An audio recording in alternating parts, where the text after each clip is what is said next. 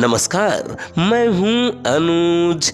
आज के मुख्य समाचार में आपका स्वागत है। फर्जी लोन ऐप से निपटना आवश्यक।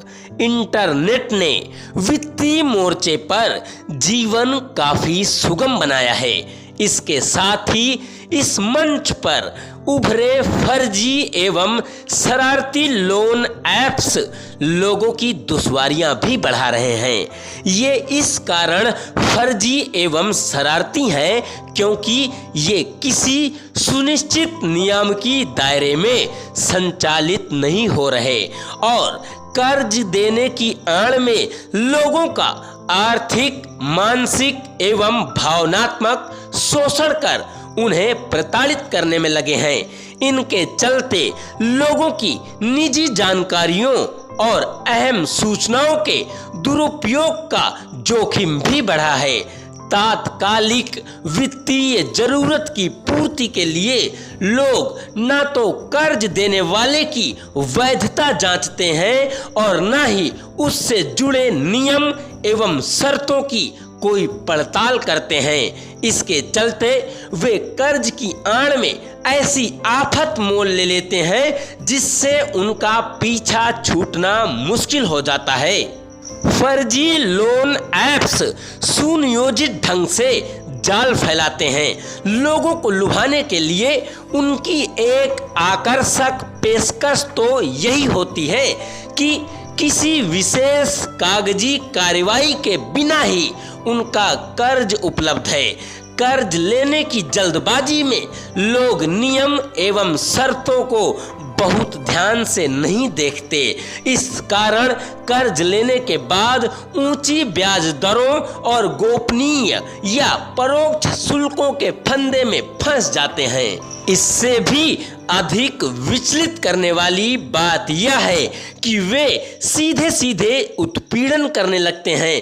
कई बार लोगों के फोटोग्राफ के साथ छेड़छाड़ तो कभी उनकी निजी जानकारियों का गलत इस्तेमाल करते हैं। कई ऐसे मामले भी सामने आए हैं जहां ऐसे ऐप्स ने कर्जदार के फोन की कॉन्टैक्ट लिस्ट को एक्सेस करके उनके रिश्तेदारों एवं परिचितों को वसूली के लिए मैसेज या कॉल किए। इससे कई लोगों के रिश्ते भी खराब हुए। या शोषणकारी रवैया न केवल लोगों की नाजुक वित्तीय स्थिति का अपने हित में लाभ उठाने वाला बल्कि उनकी निजता और गरिमा पर भी आघात करता है।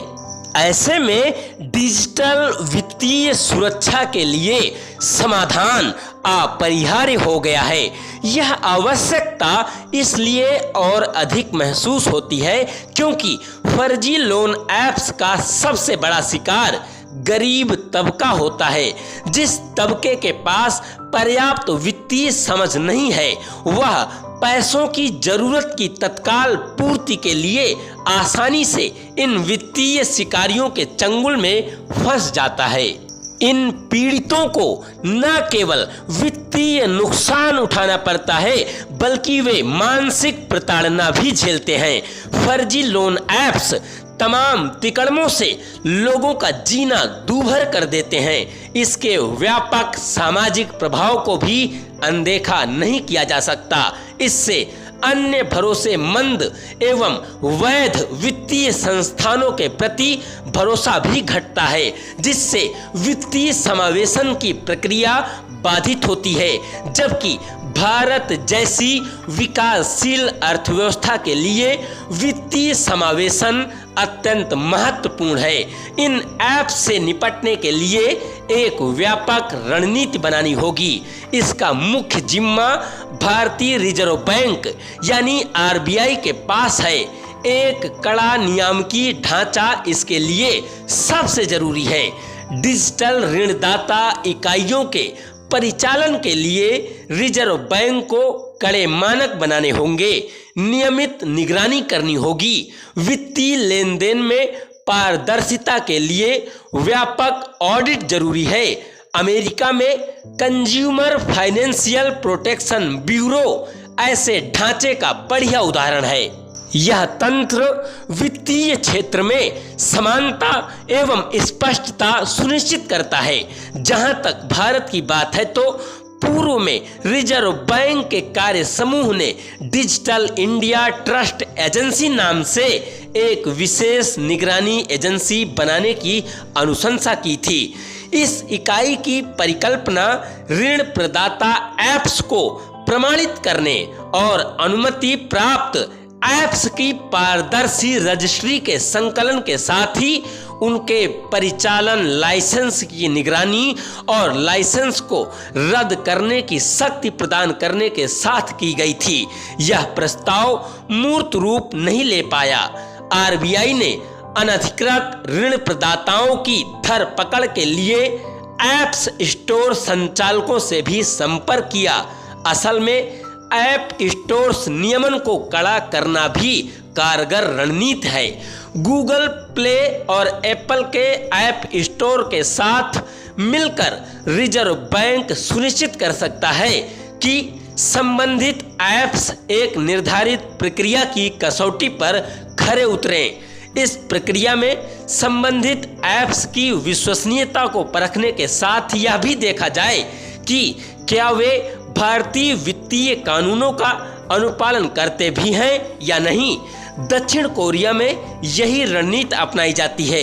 वहां वित्तीय ऐप्स को फाइनेंशियल सुपरवाइजरी सर्विस द्वारा प्रमाणित किया जाता है। इस रणनीति की सफलता के लिए अंतर्राष्ट्रीय सहयोग भी महत्वपूर्ण होगा। इस मामले में भारत यूरोपीय संघ से भी सीख ले सकता है, जहां खुफिया जानकारियां साझा करके अवैध वित्तीय गतिविधियों के विरुद्ध अभियान चलाया जाता है। उपभोक्ताओं के हितों की रक्षा के लिए गूगल ने भी अपनी ओर से एक बड़ी पहल की है। उसने fintech association for consumer empowerment यानी फेस के साथ कदम से कदम मिलाया है। उपभोक्ताओं के हितों की रक्षा के लिए गूगल ने भी अपनी ओर से एक बड़ी पहल की है। उसने fintech association for consumer empowerment यानी फेस के साथ हाथ मिलाया और कदम से कदम मिलाकर इस साझेदारी के अंतर्गत फेस गूगल को बाजार से जुड़ी अहम जानकारियां उपलब्ध कराएगा। इससे शरारती ऐप्स पर शिकंजा कसने में मदद मिलेगी। उपभोक्ताओं के लिए एक सुरक्षित परिवेश तैयार होगा।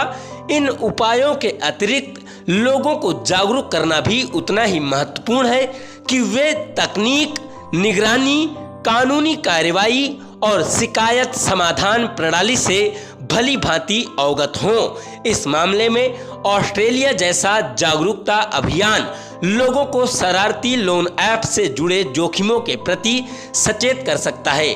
तकनीक भी इस राह में बहुत उपयोगी है। शरारती लोन ऐप्स पर नियंत्रण के लिए सिंगापुर में आर्टिफिशियल इंटेलिजेंस और मशीन लर्निंग का सहारा लिया जाता है। एक प्रभावी शिकायत निपटान तंत्र की स्थापना भी अहम होगी ताकि लोगों को उनकी परेशानियों का उचित रूप से समाधान मिल सके। यदि ये कदम नहीं उठाए गए तो शरारती लोन ऐप्स का फर्जीवाड़ा जारी रहेगा, लोगों का शोषण होता रहेगा और वित्तीय समावेशन के साथ ही डिजिटल इकोनॉमी के विकास में अवरोध आएगा। बहुत बहुत धन्यवाद।